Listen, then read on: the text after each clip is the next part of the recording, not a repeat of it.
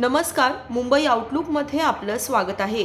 नागपूरच्या cyber police ठाण्यात online share ट्रेडिंगच्या माध्यमातून 1,08,00,000 रुपयांची फसवणुकीचा प्रकार उघडकीस आलाय। फिर्यादी हे 61 वर्षीय व्यक्ती असून ते काँग्रेस नगर परिसरात राहतात। काही अज्ञात व्यक्तींनी इंटरनेटच्या माध्यमातून जास्त नफा मिळवून देण्याचे आमिष दाखवून त्यांची मोठ्या प्रमाणावर फसवणूक केली आहे। घटनेनंतर फिर्यादीने सायबर पोलीस ठाण्यात तक्रार दाखल केली असून पोलिसांनी फसवणूक आणि माहिती तंत्रज्ञान कायद्यान्वये विविध कलमांखाली गुन्हा दाखल देखील केलाय।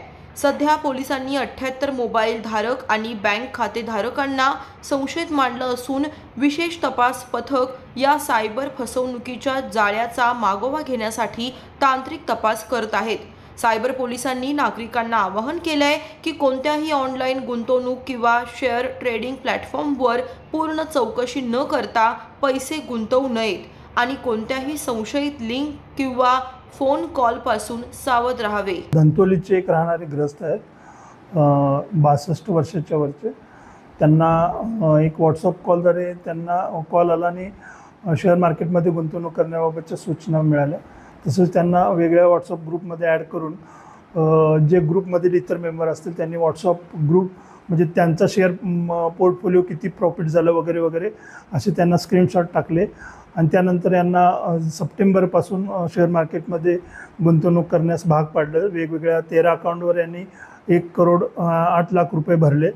ज्यावेळी यांचा पोर्टफोलिओ जास्त दिसत होता परंतु त्यांना पैसे काढता येत नव्हते, त्यावेळी त्यांच्या लक्षात आलं की त्यांची फसवणूक झाली आहे।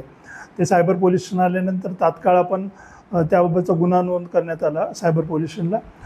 त्याचा तपास माननीय पोलीस आयुक्त आमचे रवींद्र सिंगल सर, तसेच जॉईंट CP सर आणि आमचे DCP मतानी सर यांच्या मार्गदर्शनाखाली आम्ही करून सर्व 13 जे अकाउंट आहेत त्यांना आरोपी करून ज्या वेगवेगळ्या 13 अकाउंटवर पैसे गेले त्यामध्ये तात्काळ कारवाई करून जवळजवळ 20 लाख रुपये आपण त्यामध्ये बचत केलेले आहेत। ते आपण कोर्टाच्या मार्फतीने फिर्यादीला देणार आहोत।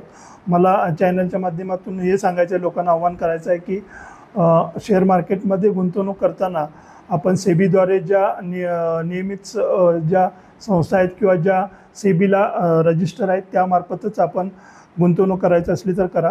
कोणत्याही प्रकारे व्हॉट्सअपद्वारे किंवा टेलिग्रामद्वारे जे तुम्हाला ग्रुप येतात किंवा ज्या ग्रुपमार्फत तुम्हाला शेअर मार्केटमध्ये गुंतवणूक करण्याबाबतच्या सूचना किंवा आमिष दाखवले जातात त्यामध्ये आपण कोणत्याही प्रकारे गुंतवणूक न करता जर आपल्यासोबत फ्रॉड झाला तर आपण 1930ला कॉल करा किंवा national cyber crime reporting portal आहे त्या पोर्टलवर तक्रार करा, जेणेकरून आपल्याला तपास करून सदरची रक्कम परत मिळवता येईल।